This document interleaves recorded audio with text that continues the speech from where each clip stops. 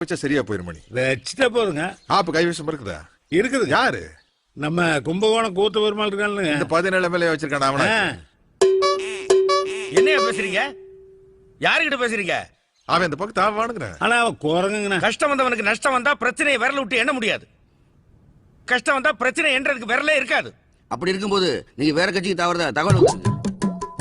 அப்படி மட்டும் நடந்துச்சு. எலை பிச்சு போடுவானுங்க பிச்சு. சோத்துல உப்பு போட்டு திங்கிறவயானா?